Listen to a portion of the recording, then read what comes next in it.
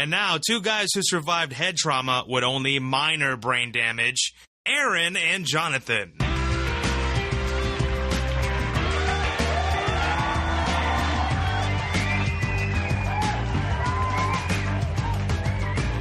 Howdy, and welcome to episode 84 of In the Rabbit Hole's Urban Survival Podcast. In this episode, Jason McConnell and I hit ourselves in the head with steel pipe and a little something on current events. I'm your host, Aaron, and you are in the rabbit hole, safe and sound.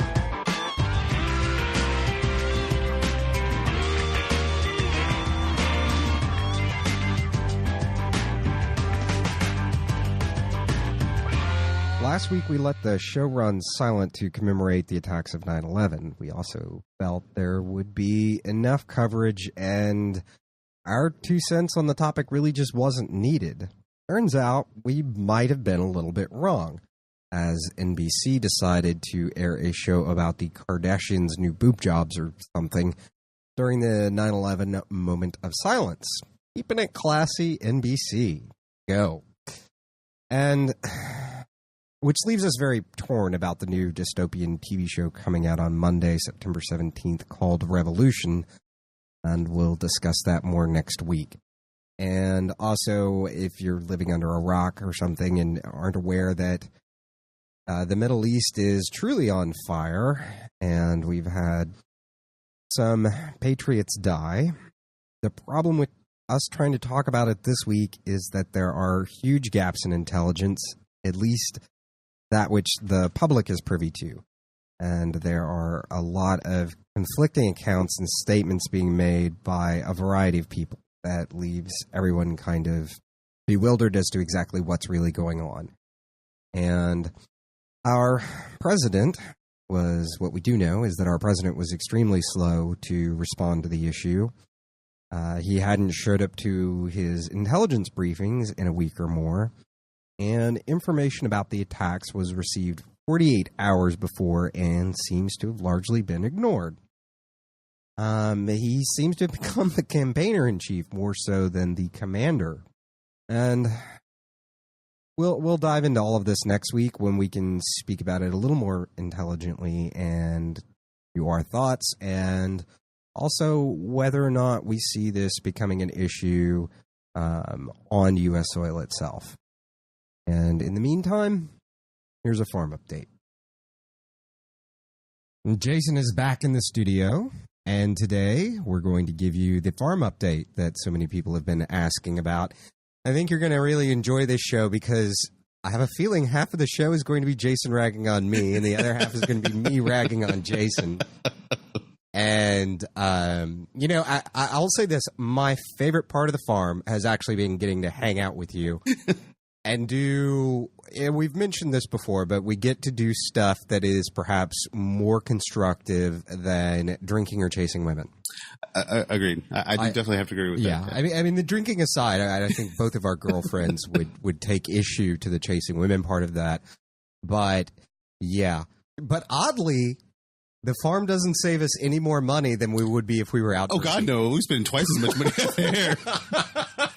I mean, I'll go through a bottle of tequila, and that's only $50. You know, we'll drop $200 or $300 on cages.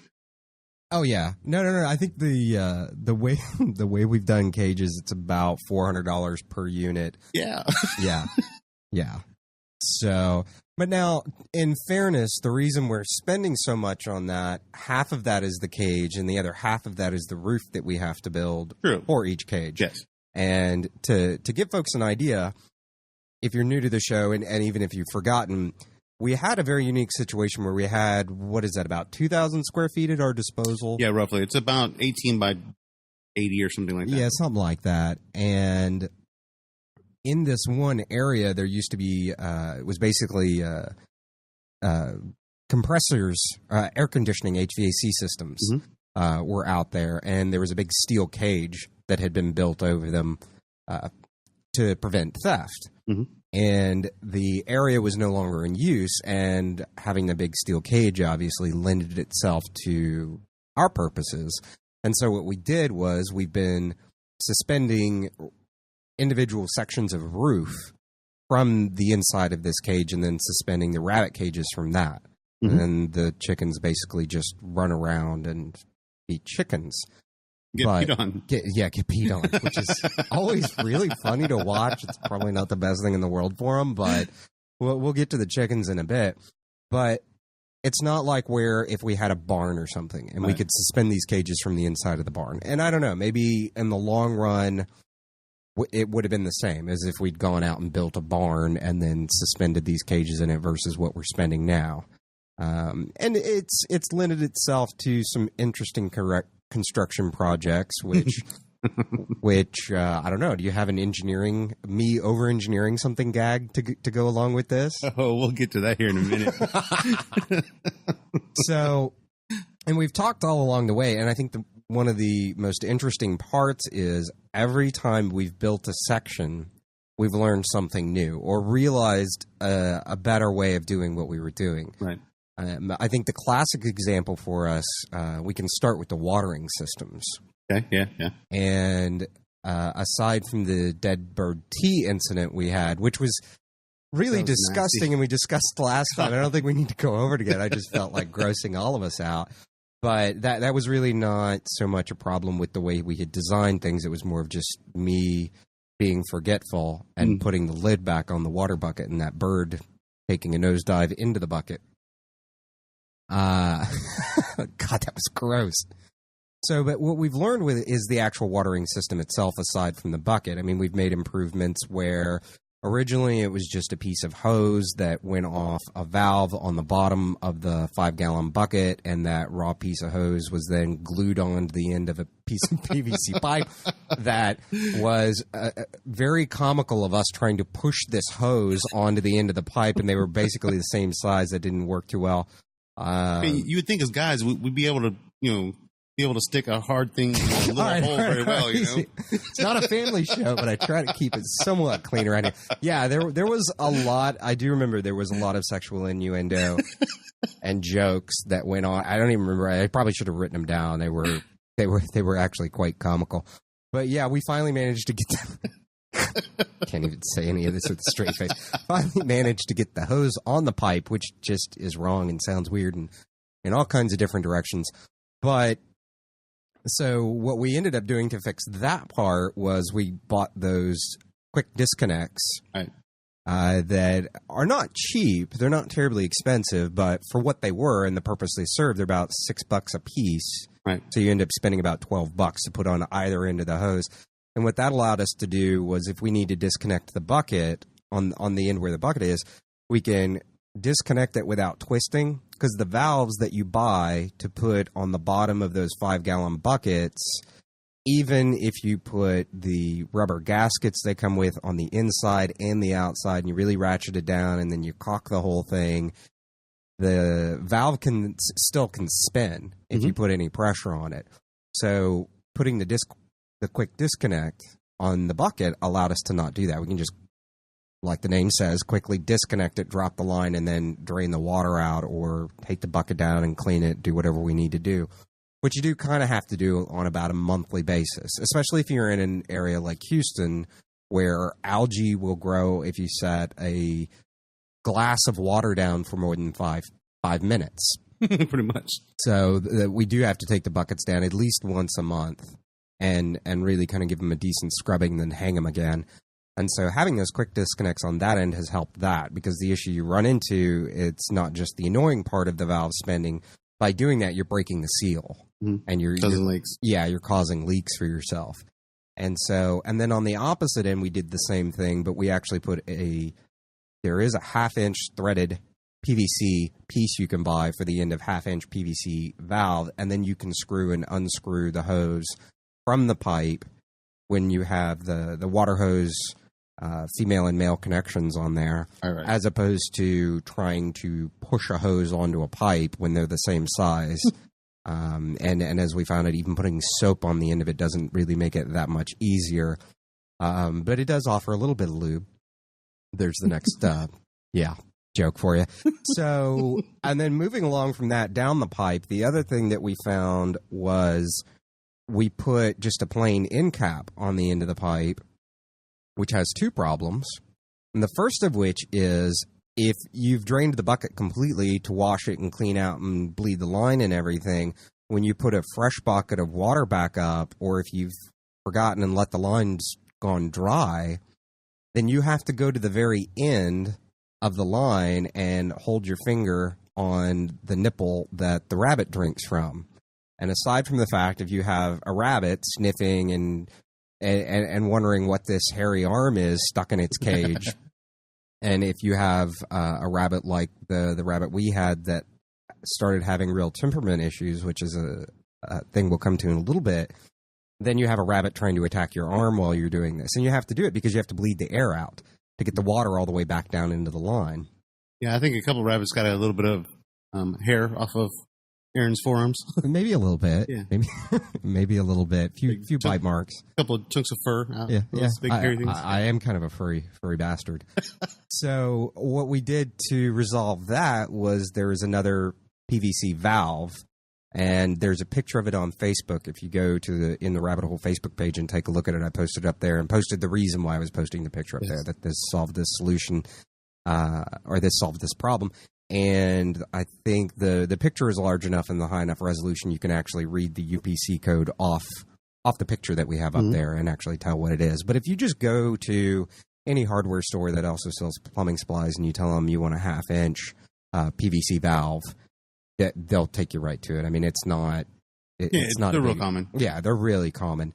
So we put that on in the end, and that allowed us to bleed the air out. So as soon as you refill a bucket or do something like that, or if you've bled the line or whatever. And then the other thing it allows you to do is you can, what I found it nice is because I actually will fill the chicken watering bucket thing. I'm sure there's a correct name for it and I'm not using it. But I actually fill the chicken water off the rabbit water. And that allows me to keep the water moving and a little more fresh for the rabbits.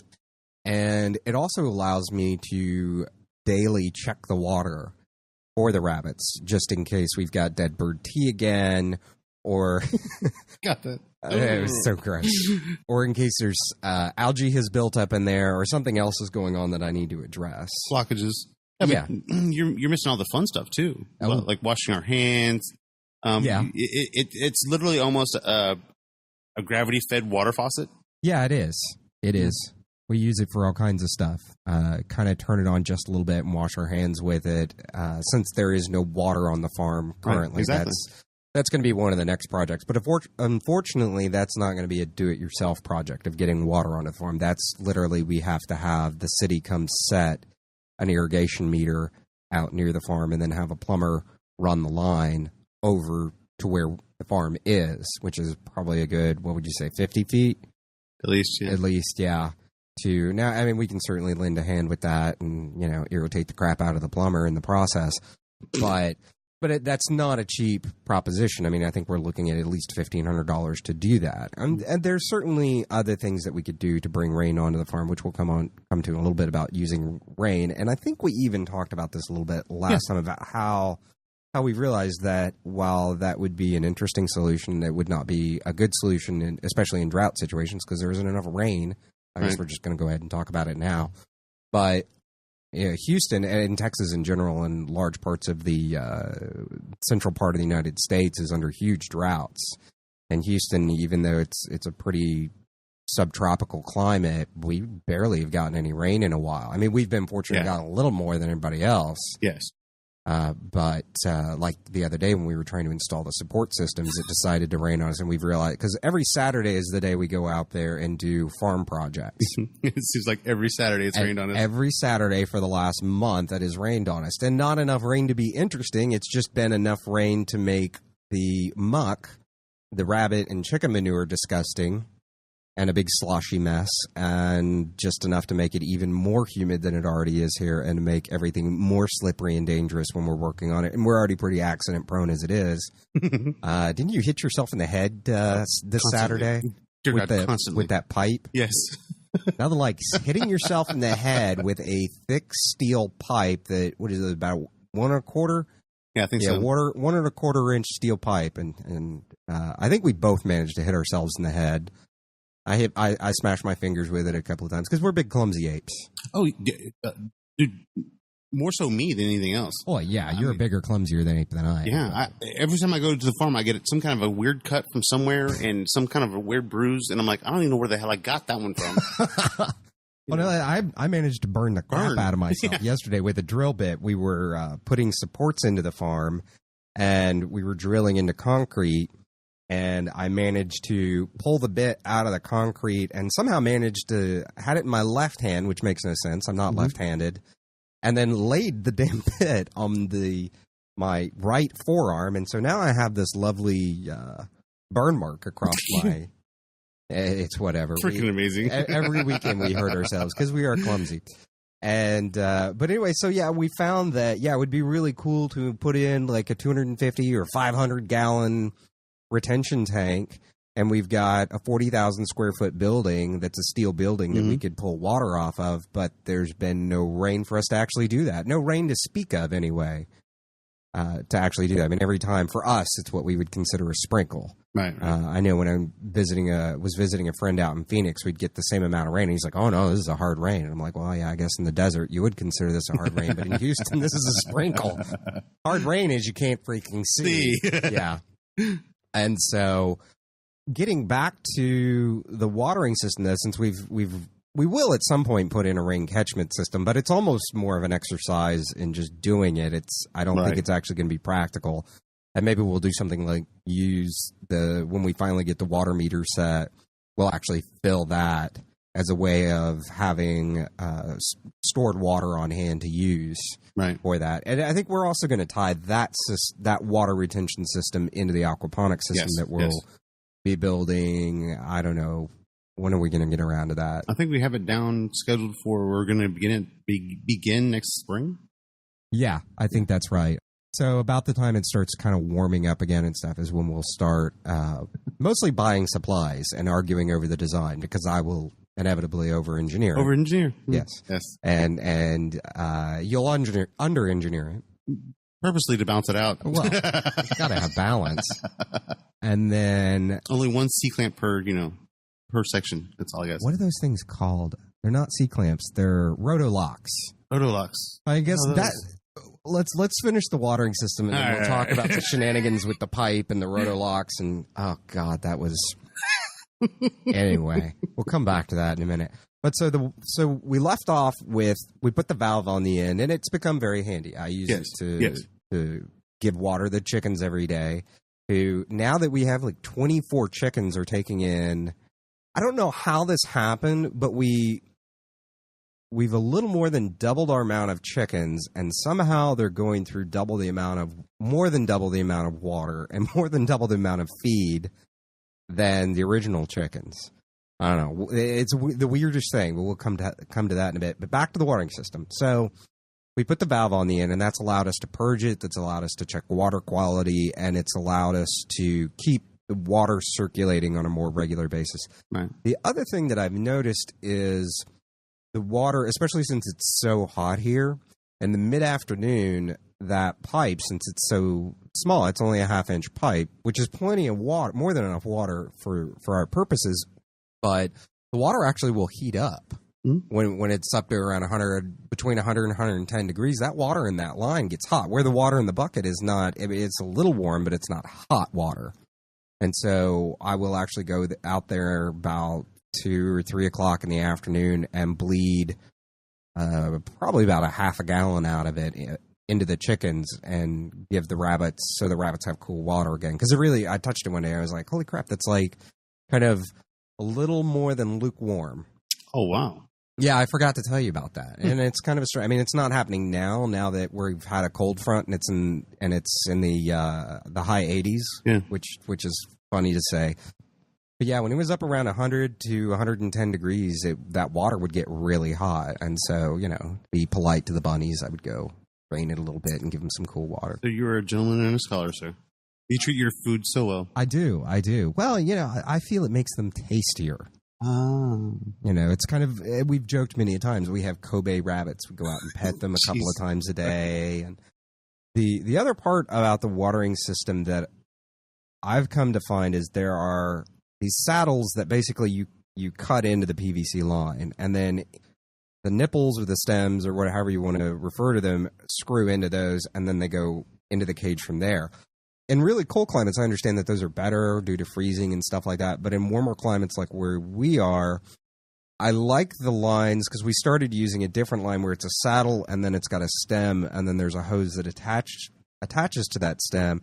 And then you actually attach a little clamp and a nipple onto that, and then you feed it in and it locks into the cage. Right.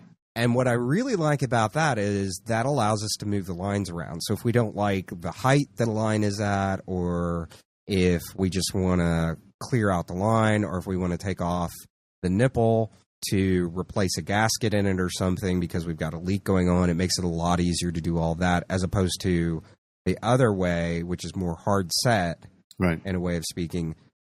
You have to pull the whole line off the cage to make any kind of adjustment. Yeah, to make any adjustment. So I really like the PVC to hose to nipple a lot more than I like just screwing the nipples straight into the PVC pipe. And it looks more professional anyways. It does. It's just cleaner. Yeah. And you know, oddly, having a nice, clean, organized farm, there is more pride, I think, that goes. I mean, it's like anything in life. You clean your room and you're, you know, a little more proud of your room or your home or whatever. The same thing with the farm. If it looks a little better and doesn't look rigged, then I don't know. There's definitely more pride there, and you want to spend more time there and kind of, I don't know, pump out your chest a little bit and say, look what I did. Right. And I produce food.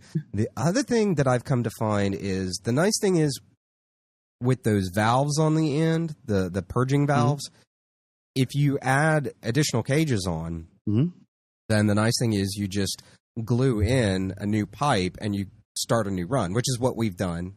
And it's worked really, really well.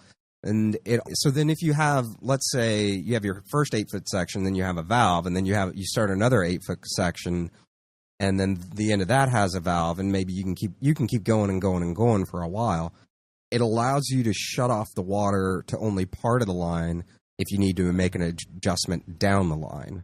And the same thing with the water bucket. I like that the water bucket, the valve that actually feeds the water out, that the hose attaches to, has a valve on it, and you can shut down the water from that. And it essentially just keeps you from making a big mess while you're trying to work on the line, or trying to work on the line and having water spewing out all over you while you're working on it. Oh, yeah, 100%. And plus, to add to that, you know, with the rabbits, of course, you know, you're going to be, you know, harvesting. Yeah. You know, fairly often. I mean, they supposedly do breed quite a bit in cooler climates anyways. You know, so whenever you're harvesting out, you're going to have empty cages occasionally. Yeah. Well, you can set it up where, you know, you can stop the water going to those additional cages, you know, just by flipping that valve, which will increase the actual water pressure through the other valves. Yeah.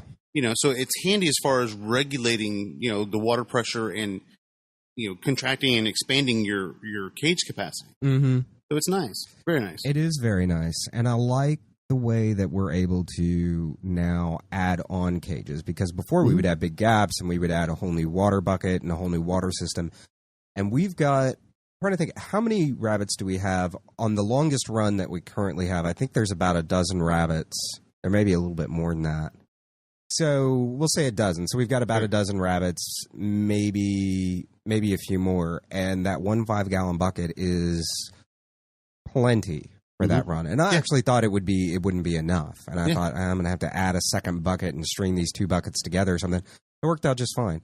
I have to fill it about every 2 days.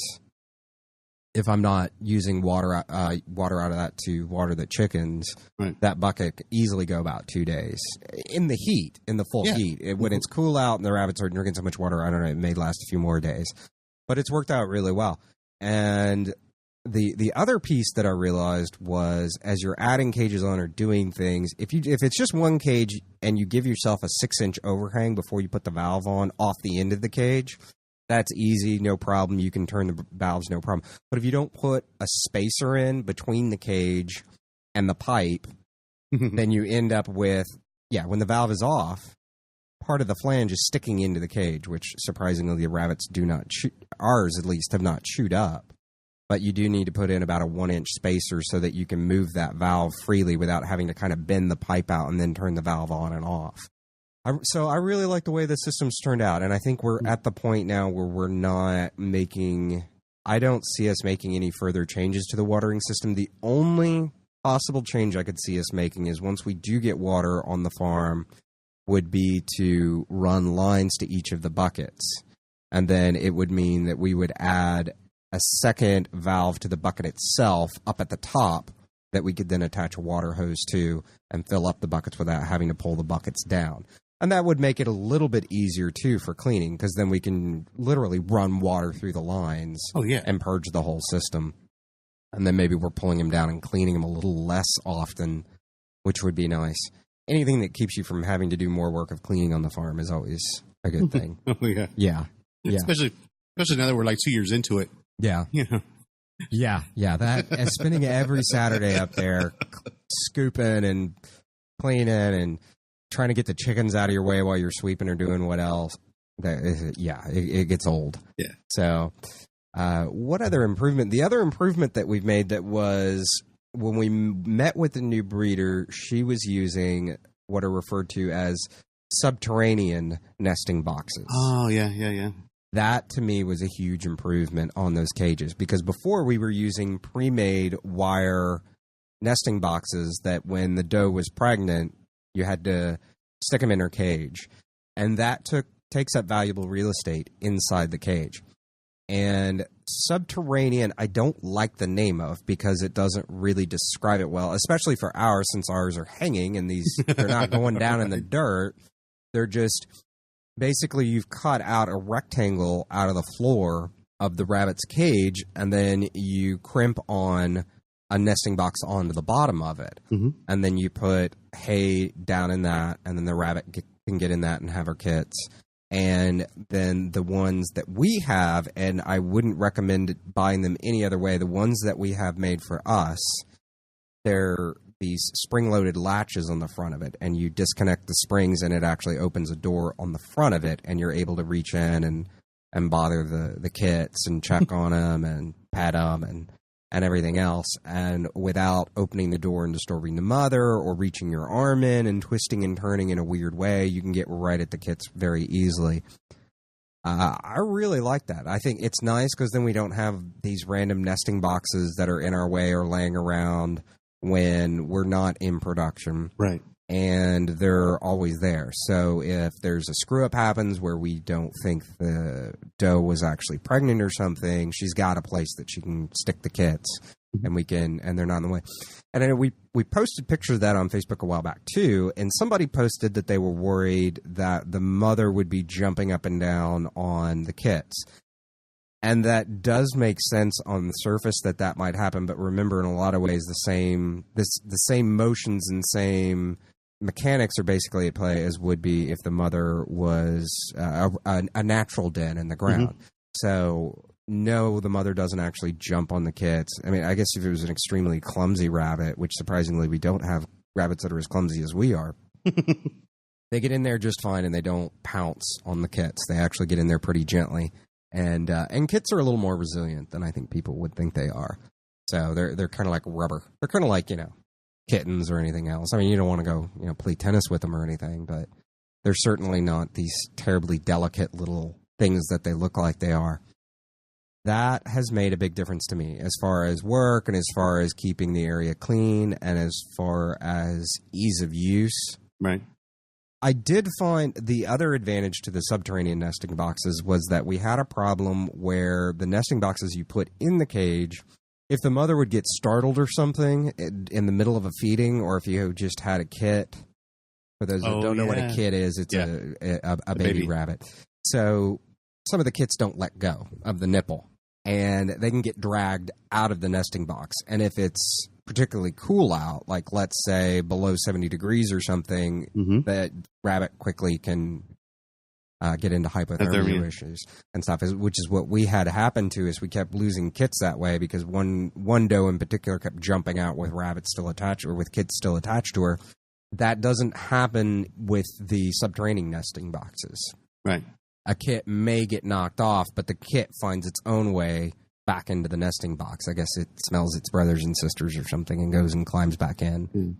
More likely, it just falls right back in. Yeah, that's probably it's a big hole. It is. It's basically a big hole. Gravity fed hole. But that nesting box really does work out well.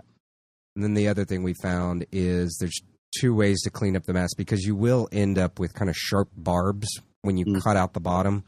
And what I noticed are the guy that builds our cages does, like I bought a big metal file, and I was actually filing down, which is not a bad thing, and you could do that in addition.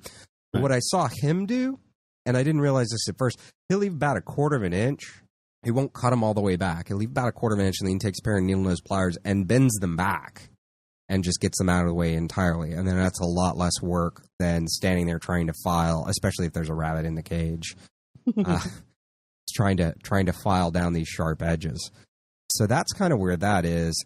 And I think that's about the majority of the improvements we've been making to the rabbit cages, other than we have a new roof design. It's kind of a new roof design. We've made the roofs a little wider and a little deeper. And then the other thing that we've done is we leave, for our purposes, since we've got 2 more sections of roof to add and 3 more cages to add, we leave one side, the roofing material, we leave it flush with the edge of the frame, and then we leave about a 2-inch overhang on the next section, and then the next section will overlap the first section, and then you can, once you've hung it, you can kind of slide them together and bolt the 2 sections together, right. And then you can then hang the new cage from that, and then you can clip the cages together, which saves us on space, because the way we were doing it before, we would end up with between a 1 and 2 foot gap between cages. Mm-hmm. And one of the other things that I think we noticed, and I don't know, since we're not really breeding them for fur or really concerned with it, I noticed the breeder, Lori, had those plastic dividers that we haven't really done between the rabbit cages, and it just kind of keeps the rabbits from chewing on each other's fur, which, oddly enough, they do actually do. Yeah, I noticed that the other day. It boggled my mind, but yeah, they eat each other's fur. Right? Yeah, it's very... I don't know if it's some kind of affectionate thing or if it's boredom or what. That's why they like your hairy forearm, sir. That could be it. I don't know. I think they see bear. Attack it. I think my girlfriend does the same thing. I think that's kind of where we're at. And there's no... Okay, well, we do have an update for the chickens. We used the same design that we used for the rabbits to hang a section of roof and a cage, and we had a modified cage, modified in shape and dimensions for chickens. Mm-hmm. And we're back to, I think the last farm update we were giving, we were talking about that we had 2 cages in my garage. Yes. And the studio is over the garage. And if you haven't caught on yet, or if you haven't heard that episode, the issue that arose is chicken poop is some nasty, pungent stuff. And it was coming right up through the floors and into the studio, and the whole studio smelled like chicken shit. Yep. And it was really kind of disgusting. The problem doesn't occur, I've found, until chicks are about 2 to 3 weeks old. Yeah. Because at first it's not that bad. And they're small enough and their poop's small enough, it's not that bad. As long as you're cleaning the cages stuff on a daily basis, it's not that bad. But after about 3 weeks, they're getting big enough and they're pooping enough that it starts to become a real nasty issue. Yeah, think really sour milk. Yeah, it does smell like sour milk. And that's what the studio was smelling like for a while. And I'm still convinced the studio still smells like a little bit. But you're saying you can't smell it. I can't smell it. Okay. Yeah. It's probably all in my head at this point. I think, Jonathan's sniffer is a little more sensitive than mine. And last time he was here, he's like, no, I don't smell the chickens anymore. I just smell the tactical Weimaraner. Yeah. But anyway, so to get the chickens out of my garage, because you've got about 2 to 3 months that before you can put your chicks in with the rest of their flock, because at that point they're not big enough to defend themselves and against the natural pecking order that happens whenever you introduce new chickens to your flock. And that's kind of a violent process to watch. It is. It's almost uncomfortable because you've got these chicks that you've practically raised by hand. Yeah. My peeps is what I used to call them. My peeps, because that's all they do is peep. You get kind of emotionally attached with them, and all of a sudden you're cutting the apron strings and you're letting them out into the flock. And you go out there, and all of a sudden one of these big old Orpingtons walks up to it and just nails it in the head. And you're like, oh my God, is this still alive? They run screaming off, and go hide in the corner with the rest of their little buddies. You know, and it's just a natural pecking order. Once the bigger chickens, you know, make all the little ones understand that, hey, I'm above you and I'm bigger than you. Don't mess with me and do as I say. Everything works out just fine. Yeah, and I have found that on that note of pecking order, it's taken about 2 to 3 months for the new part of the flock to really integrate with the original part of the flock. That does take a while, doesn't it? It took a long time. They would kind of break off in their own little packs, yeah. And the chicks would pretty much, or their pullets at that point, would pretty much stay the hell away from the bigger chickens, the full-grown chickens. The full-grown chickens would occasionally go over and just beat the crap out of a pullet for boredom. I don't know. It's weird. It's kind of like a prison. Prison yard. Yeah, it's very bizarre. To get the chickens out of my damn garage, after about 3 weeks, we had a new cage made. And if you're wondering, well, we're supposed to be survivalists and you're not. Yeah, we made one set of cages. And after that, we realized, you know what? We know how to do this now. Mm-hmm.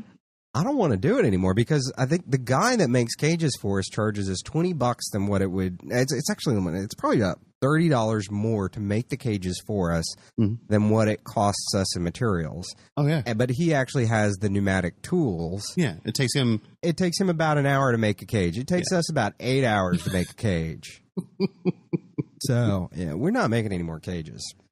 In the world comes, okay, we'll talk about it. But in the world comes, I'll make a cage. I'm not making another cage until that. No. There's no way of getting around the roof, so those we're going to have to keep making. Well, fortunately, we only have to make 2 more sections because those things take forever too. But that might be my over-engineering on the roofs.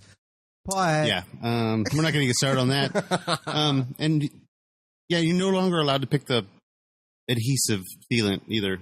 I've still got shorts with that tar crap still stuck in it. You said go get adhesive, and I just grabbed the first thing. It said something about roofing, and I was like, oh, yeah, well, we're roofing. And yeah, he had gotten some black, sticky tar stuff that, number one, doesn't really seal anything. Number two, doesn't really stick anything. It just kind of big, giant, oily, gooey, sticky, gooey mess. That's the only way I can describe it. It gets everywhere, over everything. Yeah, I think that was for patching holes or patching leaks or something. Yeah. But it was, so be careful about the adhesive you're grabbing if you're building a roof. And you don't know what you're doing, like me. So, yeah, you get to pick out the adhesive next time. So, but fortunately, we only have 2 more sections to do. Yeah, and in these next sections, we're going to save on some nails this time because we're not going to actually screw down or nail down every inch. Every other inch seems to be, suffice, Mr. Frankel. Just saying. I like the nail gun. I mean, I bought that stupid nail gun just for this project of making these roofs. Yes. So, damn it, I'm getting my money's worth out of it. I'm like, dude. What? It needs more nails. I bought a crap load of nails, and I bought that pneumatic nailer. I'm using that damn thing. Because I don't know what else I'm going to use it for after we're done building roofs. I am quite sure we will find something else to build, sir. I'm sure. Maybe we'll just take the safety off it and shoot at the bikers that pass by the farm. Ooh, yeah. Or all those damn doves. I should say cyclists. The doves are another funny thing. The doves come in and snack on the chicken feed. Oh yeah. Why don't you tell them about the pseudo dove trap you have? That's true. So we have the chicken coop that we built in a very weird way, and if we had it to do all over again, and I guess the next time we do a coop, won't build it that way. Actually, next time it works.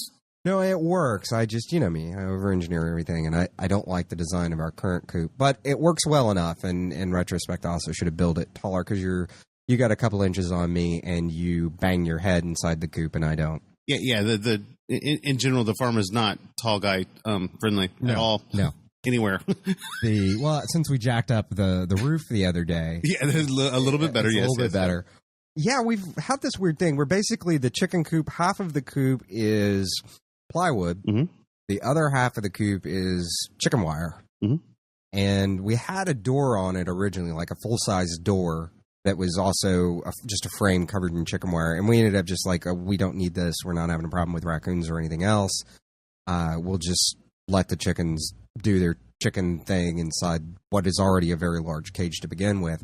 So we took the door off, and what we found was the doves started going in there and eating the lay feed, which I guess is good for the area. I mean, if we're helping doves lay more eggs or something, whatever. So, but yeah, you'll go in there and there'll be like 6 doves hanging out. And birds in general are pretty stupid. And things that are supposed to have really good eyesight apparently cannot see chicken wire. And the doves have a tendency to, when you go in there, they're like, oh crap, predator, and fly right into the chicken wire. And all you have to do is kind of reach over and grab them. And another interesting thing I learned, dovetail feathers come right freaking off in your hand. It's like, what are you, a lizard? Did not know that. Not know that. I mean, I've never been a big dove hunter. I think I went once, and I don't even know. I think I cleaned them. I was like 10 or something. But yeah, that's kind of been interesting. So if you want if the collapse comes and you need a rudimentary trap, it doesn't even have to be that complicated. Basically, you just need a big chicken wire box with some feed inside it, and the doves will come, and you just walk in and grab them by hand. Basically. They're stupid. And that's a great way to like supplement our protein too. Yeah, it is. Yeah. And actually, we've been joking that I think on the next cookout that we're going to grab a few of those doves, and they're going to go on the barbecue pit. Yes, sir.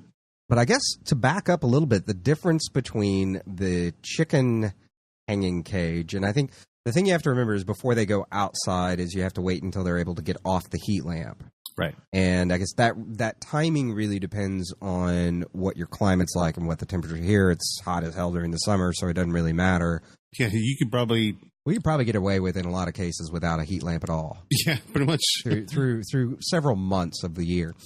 But you have to kind of wait until they're feathered enough and everything else like that. But like I said, a couple weeks in the garage, and then they can be put in this hanging cage. And the hanging cage, I want to say, is about 24 inches tall, I think. Yeah, it is. So it's a little bit taller than what you would do for rabbits. It's big enough that a full-grown chicken is comfortable in it. Not one of those big, giant, crazy production white. What are those things called? The big production white chicken? The New Jersey Giants? I don't think you wouldn't put a New Jersey Giant in there. So, but for Americanas and Orpingtons and stuff like that, these things work out just fine. And honestly, I have no proof, but I think that having them out there visible to the other chickens in some way does lessen the shenanigans that go on with the pecking order in the very beginning. Really? I have nothing to back that up. I'm making a wild-ass claim, but in my mind, I think that happens. I have no way to prove it. I mean, there is a way to prove it. I'm not going to do it.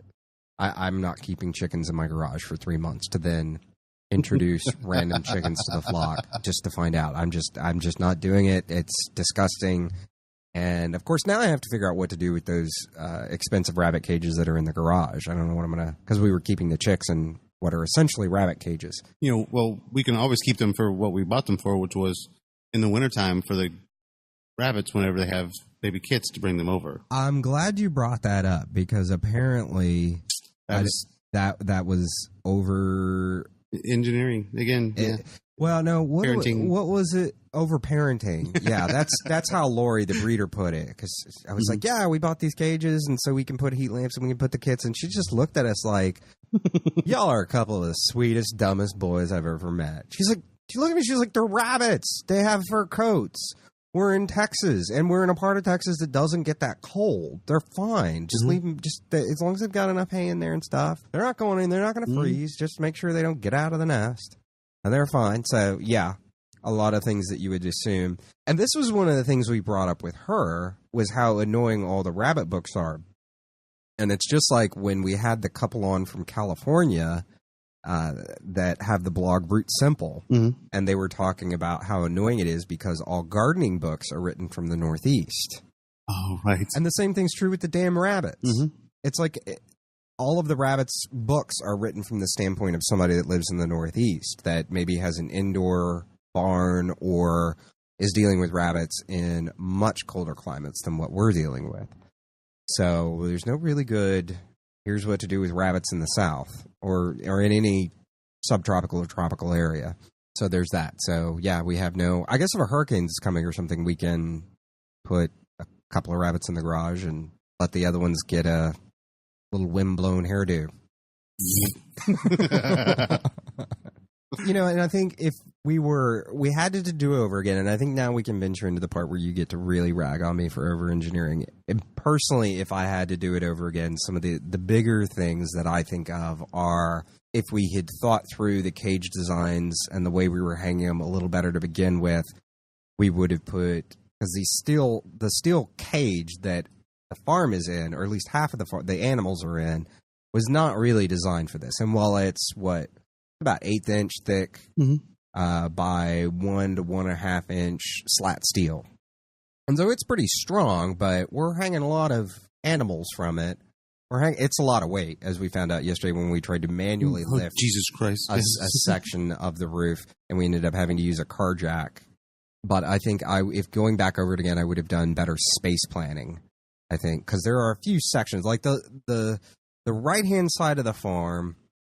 This is the easiest way to describe it in an audio version. The right-hand side of the farm is kind of, you can see all along the way where we were making all of these the evolution. Yeah, the evolution. And the left-hand side of the farm is like perfect and clean and nicely designed and spaced out perfectly well. And so it's like, I can tell which side happened first.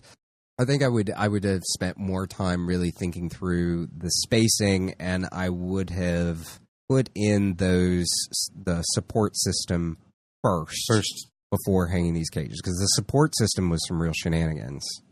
Trying to retrofit in, and the support system is made out of the 1 1/4 inch steel pipe we were joking about earlier that you hit yourself in the head with, and I think I probably hit myself in the head with it. I'll take that too.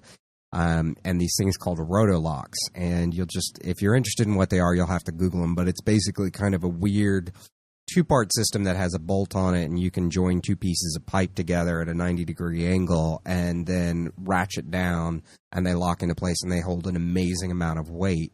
And you can build some really neat structures out of them. One, trying to get those stupid things square, forget it.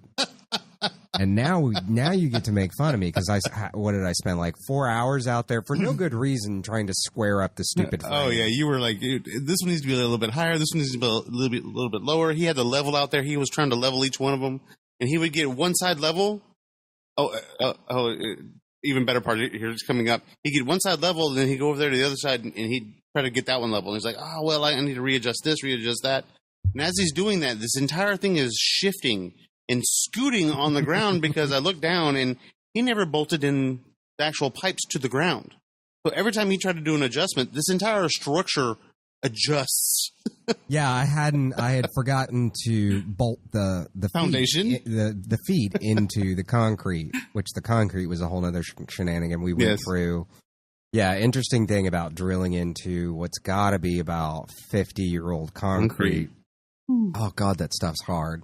And we'd hit rebar, and then we'd have to move the whole thing over an inch, and that was a mess. But, yeah, so I would have put the support system in first. Yeah, most definitely. And then I would have done a better job, because I know on the right-hand side, which is the first side that we worked on, there's about, I want to say 3 to 4 feet of wasted space where the rabbits are closer to the chicken coop than I'd actually like them to be.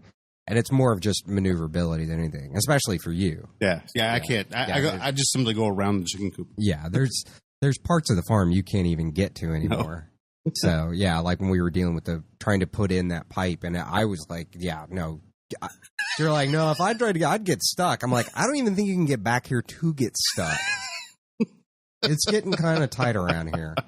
Which is fine. I mean, once you don't have to work on it anymore, but when you're trying to work on it and retrofitting crap, it's a pain in the ass. So, yeah, we're trying to utilize as much space as we possibly can in that thing. And, again, what Aaron's talking about is looking at it from a space issue. We would have designed that one side a little better. Yeah. But everything's almost 100% utilized in that area. I mean, even underneath, since we raised the cages up, it gives more actual square footage for the actual chickens.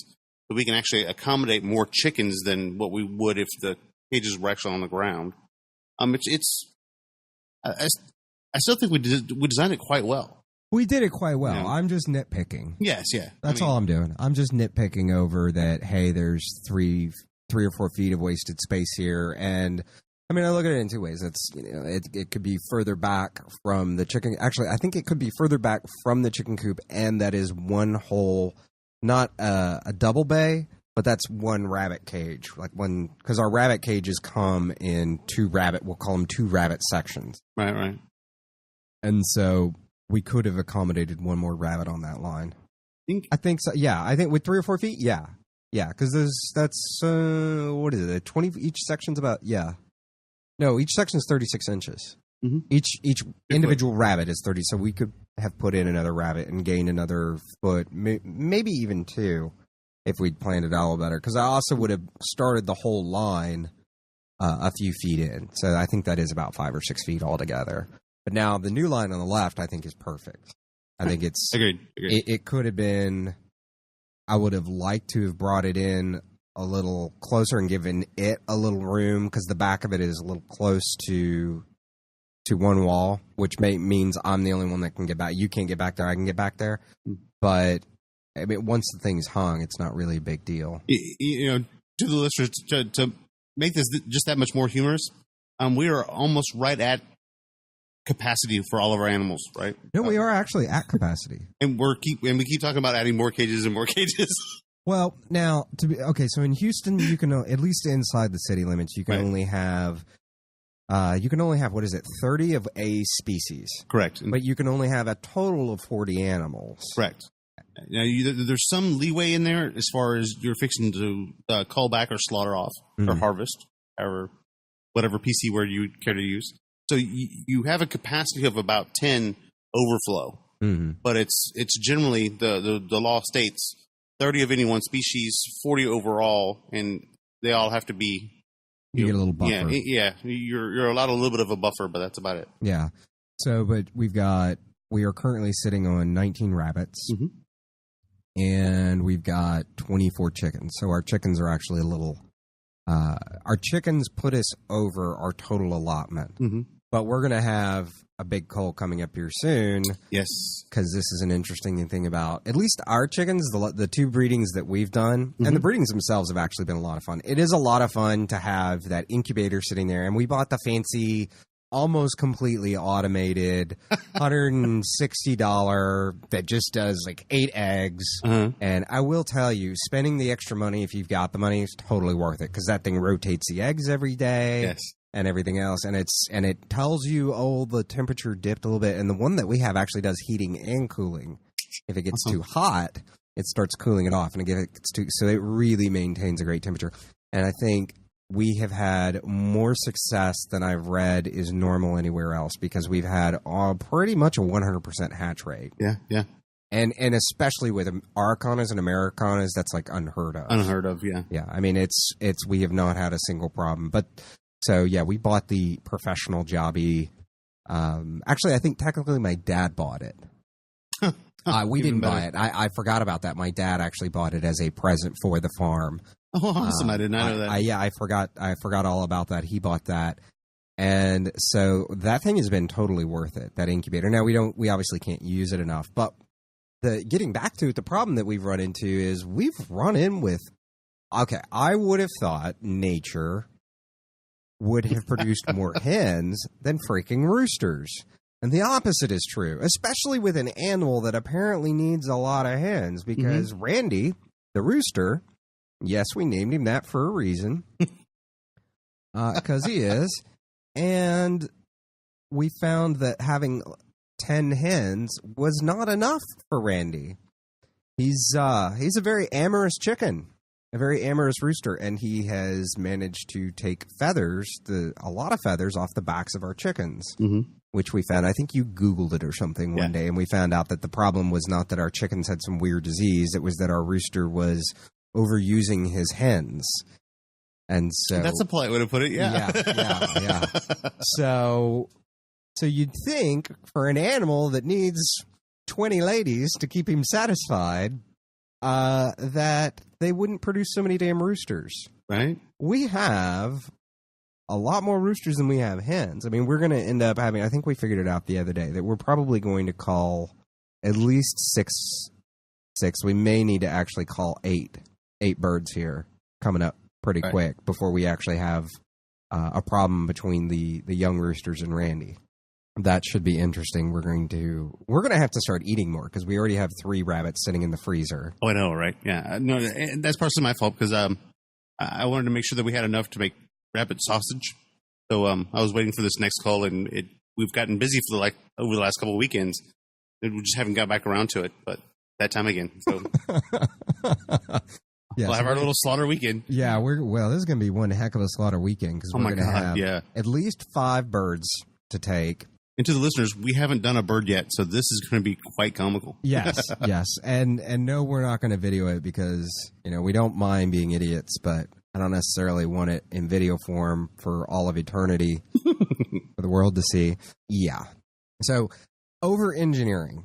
And, I'm actually leaving this towards the end, and I want to bring it up because it is a bad habit that I do have. And I'll let you make fun of it in a second, but I think the problem that it actually introduces is over-engineering costs more money. It costs a lot more time. And in a lot of instances, it has led me to want to take things down and redo them that wasn't necessary. Except that one, the one original rabbit watering system I really hate. That one I am actually going to take down and replace it. But other than that, so let it rip, man. Oh, you buddy. I know. So what have I over-engineered? Besides me and that nail gun and putting like 1 billion nails into things that only really need like 2. We can go all the way back to the first cage we put together, man. Okay. All right, so these little C-clamps are the ones that actually connect the 2 sheets of wire together to make, of course, a box, right? Well, I could see maybe using 1 or 2 on a little corner. But Mr. Frankel over here has to use half a bag on every little corner. It almost looked like it had extra tubing going all the way around to reconnect this thing because he used so many C-clamps. I was like, okay, it's Hurricane 5 proof now. I think you're good. It's not going anywhere. If winds of that speed come through, the rabbits won't even have fur anymore. Pretty much, man. But those cages will hold together. Yeah, that was unnecessary. And I think that was those C-clamps are really cheap, but I wasted a tremendous amount of time. Yeah, and that was part of our 8-hour cage. Yeah, building. there was a good additional hour added on to that day of just me over clamping the cages down. And I understand. I mean, it was our first one. We wanted to make sure it held together. That the rabbit didn't fall through the bottom of it. No, That's what I kept worrying about. But a rabbit's only 10 pounds. Oh, if that. Not our Californians are a little lighter than that, but now those New Zealand's, yeah. Okay. Yeah, I could probably stand if I could actually fit inside this cage, I could probably lay down inside that thing and it'd probably still hold me up. Yeah, that was one. Let's see, what were the other one was at? Dude, the chicken coop was pretty well. The flaps. Hey, my flaps are awesome. Okay, I had good reason for that. Yes, I know. I am defending myself against something I set up. But, okay, so on the chicken coop around the base has, what are those? Those are 1 foot tall. And I put hinges on these flaps so that during the summer, we could raise the flaps and allow more airflow through the coop. And during the winter, close them and keep the chickens a little warmer. I have no idea if it actually works or not. It was just a working theory. Yeah. By the way, to the listeners, the front of the chicken cage is completely and utterly open. Well, now, it wasn't supposed to stay that way. Sure. It was not supposed to stay that way. We just kind of got busy and have been spending all our times on the rabbits. And those chickens, other than whatever weird thing kept killing off those stupid production reds you bought on sale. That was weird. Like you lifted up the bird and liquid just drained out its beak. Yeah. But it didn't affect any other chickens. Yeah, if any of the listeners know what that was. Yeah, to describe it, it was literally birds seemed fine. Yeah. And then one day we went out there and the bird's dead and grabbed it by the legs, picked it up, and as I'm taking it to dispose of the dead body, all this liquid just drains out the beak. It was the weirdest thing. And if anybody knows or has any clue what that is, please put it in the comments for the show today, because I'm still dying to know what it is. And I actually meant to ask the vet what it was, or if he had any idea last time I saw him. So I don't know, but yeah, if anybody has any clue, please let us know. And I meant to ask Lori because they used to raise chickens too. Oh, did they? Okay. Yeah, apparently I guess you were off talking to her husband at some point. You were talking about making rabbit sausage. Somebody said sausage, and you were like, "Oh, I want to talk about sausage." Food, man. Yeah, exactly. But she was telling me they had raised turkeys. They've got rabbits. They had done goats at some point. They did chickens for a while. But yeah, where was I? Birds, chickens, the disease, disease thing. So anyway, okay, the flaps. I over-engineered that. It was unnecessary. Yeah, in general, if if y'all don't understand, we actually live in Houston. It rarely ever freezes here. Even if it does, it only freezes for an hour or so. Everyone that we've spoken to have told us several times that our weather isn't very extreme here, and that chickens and rabbits will survive just fine, just the way they are. But we just feel as though they'll be more comfortable and warmer and cozy. And yeah, I did stop buying the rabbits' toys. Thank God. Thank God. I told him. I told Aaron to stop playing with his food. When we first started this project, I was like, "Look, man, I know you." I was like, "Man, these are food. They're not pets. Do not name them." Within 2 weeks, the male at least had a name. I didn't do that. Jen did that. Yeah. You probably didn't, and just blame it on Jen. Well, yeah. Bobo. Like Jen named it Bobo. Yeah. First of all, I would not name. I named the rooster, and so I would have named Bobo something much more entertaining than Bobo. But yeah, so she named him. Well, the reasoning was we're going to have him for a long time, which actually that's kind of changing. That's changing. Yeah, kind of saw that one coming. Yeah. Oh, that brings us to the rabbits. You get to beat me up for the rabbit thing. Yes. For the breed of the rabbit. Jason is vindicated on this one. So we met with this newer breeder because she deals in New Zealand's. And from the very beginning, I will give it to you. You did say, I think we need to do New Zealand's. And I said, I don't know. Everything I'm reading and everybody that's local says Californians are the way to go. And you showed me at least 2 scientific studies that showed that New Zealand's produced more. And I was like, now, in all fairness, we couldn't freaking find anybody in Texas that dealt in New Zealand's. And I wasn't going to start ordering rabbits by mail. Right. I wasn't going to get into that shenanigans. And I didn't really think you wanted to get into those shenanigans either. But you were correct. You were definitely correct. And so we finally... The guy that builds our cages basically builds the cages for all of the breeders in the area. And he builds some really nice cages. The last time we were out there picking up cages, I happened to talk to him. I was caving in. I was like, all right. We'll try New Zealand's. I will revisit it. And actually, I think what I said was, I'll see if I can't get somebody's number. And if I get him, you deal with him. You get us New Zealand's. I will be happy to switch the entire freaking farm over to New Zealand's if we can find somebody, right, that to give us a breeding stock. And so I talked to the guy that makes our cages, and he actually did suggest somebody. He's like, yeah, if you want to talk to anybody, you talk to this couple, and you called him, and then we ended up we are going to have her on one of these days. Yeah, she's an amazing lady. She really is. You know, really one of the sweetest people. I mean, she let us come out to her farm. She gave us about a 4-hour educational session and invite us to come back out anytime and to help and call anytime with anything we needed, and ended up giving us 2 of her prize does for the project. But anyway, yeah, that was kind of a really big deal, and we really do need to get on getting her on the show. But so you are vindicated, and we are now dealing with New Zealand's. And the difference between New Zealand's and Californians, for starters, they have a lot more, they're a lot friendlier. They're a lot less. I would say night and day friendlier. I would agree with that. The Californians are almost more feral. Yeah, almost, yeah. They really are. They never really seem to... calm down. They never really seem to calm down. They're always kind of like... And I pet them constantly, just to try to calm them down. Not just because it's fun to pet rabbits. And I've never really gotten, and I usually get along with any kind of animal, and usually animals really warm up to me, and I just don't like the Californians. They're not, they don't have and I'm fine with them not having a personality, but they're just always kind of spastic and psycho. Yeah. And so there's that part of the dealing with them. And the rabbit actually being that way does make it more difficult to deal with them.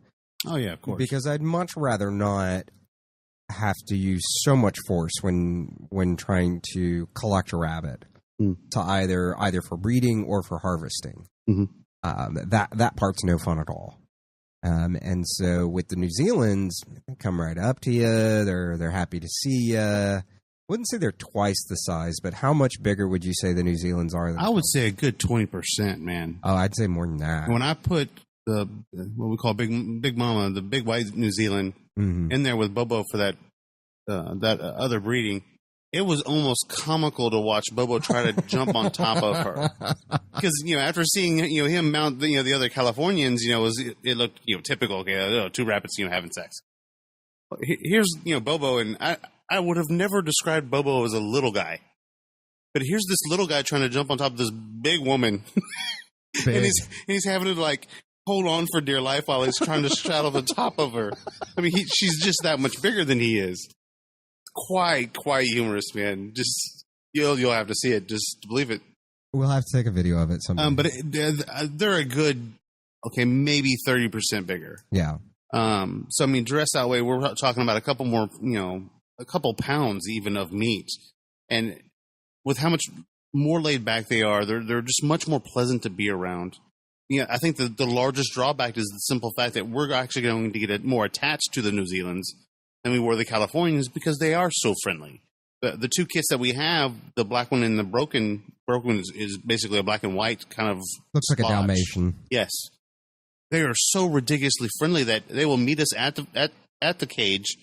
We open up the gate itself, and they will actually kind of almost lean out to come and sniff us, touch our hands, see what we're doing.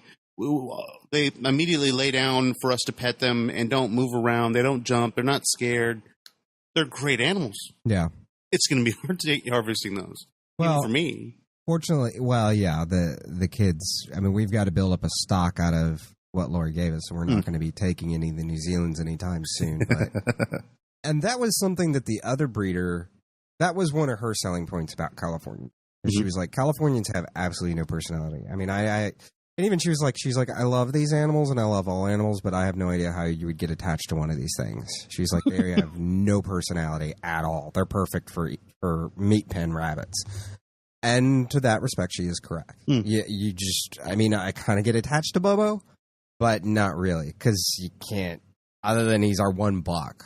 And there's that camaraderie of, yeah, go for it, mount that doe. Other than that and the random jokes, I mean, there's just not much to him as anything else. But now the New Zealands, yeah, you're right. It's totally different. They're much friendlier. Their dress out weight is bigger. If you're into the fur, there's more fur. And so I like dealing with them a lot better. Another interesting thing is for the size, they don't eat any more than the Californians do.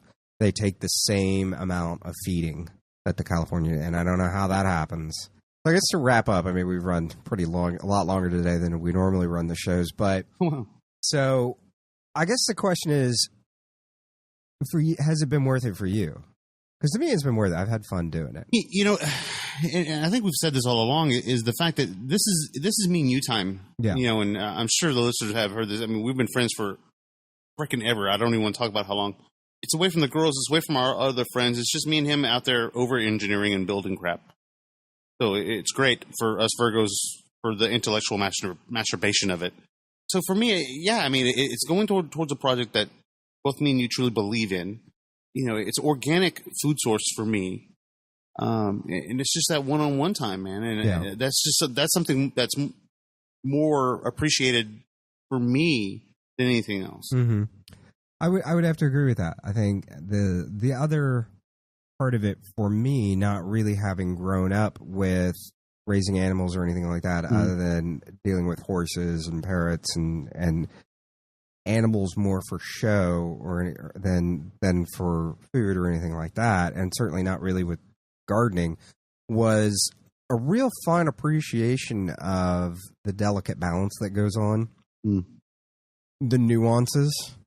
how important having a good mentor like Lori is, because they really do even if you read all the books, there's all the screw-ups that you will end up doing that are so far outside the realm of reason that the book doesn't even bother covering it. Because I'm sure the person writing the book is like, why the hell would you do that? That's just stupid. What are you, an idiot? And so You haven't met us. yeah, haven't met us. Especially after a trip to the Home Depot. Look, it's pneumatic. We need this. We need two.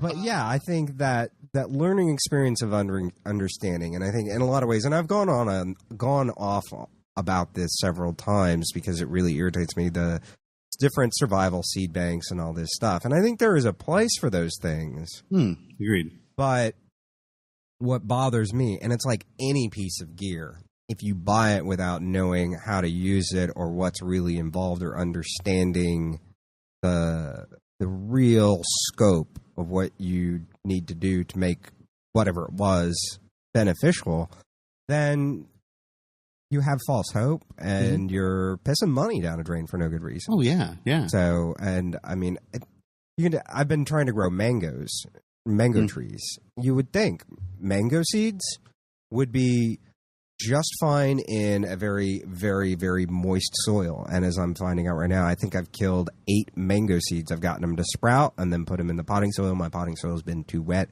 and then they end up rotting.